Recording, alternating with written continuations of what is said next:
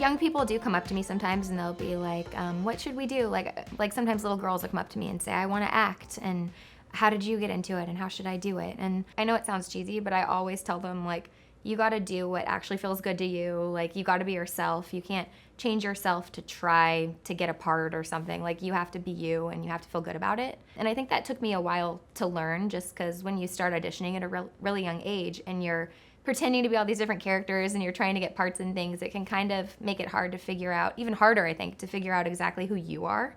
So yeah, I'd say just always like follow your instincts, your gut instincts, and really listen to your heart. Even though that does sound cheesy, it's totally true.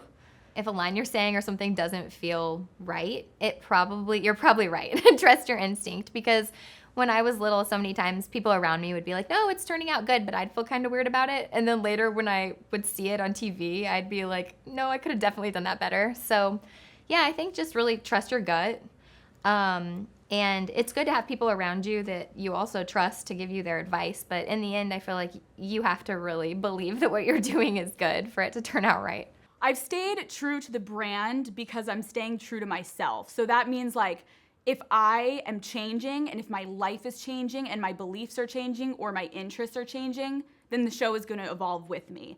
I think that sometimes creators have a hard time if they're stuck and pigeonholed into like with a younger demographic, they sometimes feel like they can't age. My daddy gang, my listeners, they have grown up with me, it feels like. And so it wouldn't be natural for me to continue to talk about something that happened in college. I'm 27 now. And so I think the evolution of Call Her Daddy is just what's happening in my life, because I know everyone else is also going through that process of aging and growing up. I am so specific when it comes to my collaborations. I have so many names thrown at me every day, and it's been really a learning process. I'm so grateful for every interview that I've done. I just started interviewing last year, so I was like, well, first of all, how do I interview? Like, what do I do? How do I interview anyone? And then I think I started to recognize everyone has a story, just like me.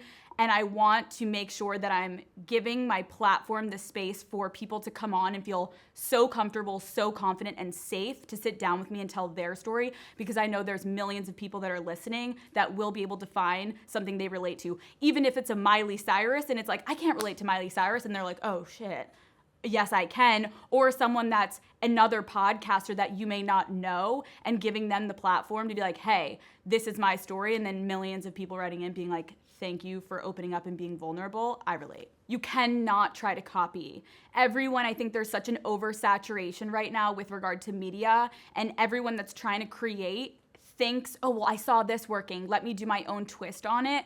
The reason I truly believe Call Her Daddy became successful, of course, the content was chef's kiss, but it was also the behind the scenes that I tried to not talk about, was the amount of editing that went into this process. No one was doing that for a podcast. So like, I was trying to create a product that a millennial or a Gen Z would hear, and it's like, oh my God, this is so entertaining. Well, most podcasts are slow and you may fall asleep. Not Call Her Daddy. So I think the advice would be, you have to go with your gut on what you are passionate about, but do not copy others, because it's not going to flourish and it's not going to thrive if it's also not just genuinely what you are creating. Like, don't copy someone. Do what you envision yourself. When you're first starting, it feels, I guess, like the whole world is against you, right? You go up against every problem you could imagine. It's almost like, this one quote that resonates the most is like, it's like chewing glass every day, looking out in the abyss, just hoping for the sunlight. But persistence is key. Again, if you have the drive, you're going to see the opportunities, and you just take those opportunities as they come, and eventually things pan out. At the beginning, you don't have this painted picture of what it's going to end up. Like when I first started it, I didn't have this painted picture that I was going to be at where it is today. When I started with my own money. I wasn't abreast to the Silicon Valley tech scene. I didn't know the investors. This is my first rodeo. And I just figured it out as I went, because I had the drive and I saw every opportunity possible, and I was able to pull in so many great people in the beginning that really helped pull it to where it is today, just through my drive and persistence. So I had been doing video games, posting content for about 3 years while still going to school and still playing basketball, but it was never really a career at the time. So it got to a point where I was making pretty good money and I wasn't really happy going to school. So I asked my parents, I said, yo, can I take off a half a semester, really see if I can make this thing a career? And they said, okay. And they let me do a half a semester off. I focused a lot on gaming, and then the rest was kind of history. It just kind of took off from there. A lot of people think to be a gamer, you have to have like this most fancy equipment, have to be all these tools. And in reality, I started with like a 50-inch TV in a garage with no air conditioning on the lowest of low quality setups, and especially now with technology, how kids can have, the new Xbox, the new PlayStation. And it's encouraging people that you don't really need a fancy computer. You don't need a lot of gadgets, a lot of expensive things. If you love gaming, if you love just creating content and overall just, like I said, being a gamer, definitely a career path. And that's what I try to encourage people is that, you don't need a lot to get started with this. Being out there in the public a lot for gaming has meant a lot to me as far as like, pushing diversity in the space and kind of encouraging other, black gamers.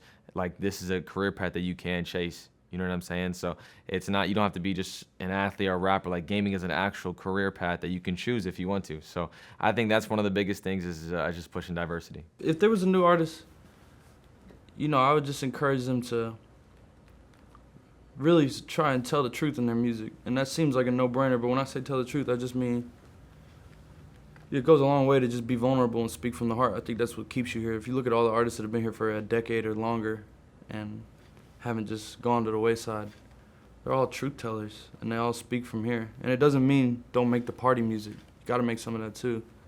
But at some point, people have to sit down and feel like, I know who he is or she is. I know who that is. Because there's a lot of artists out here that they fizzle out because they were just simply a character to enjoy for a second, or they were just making music for the moment and you never found out who they were in the heart.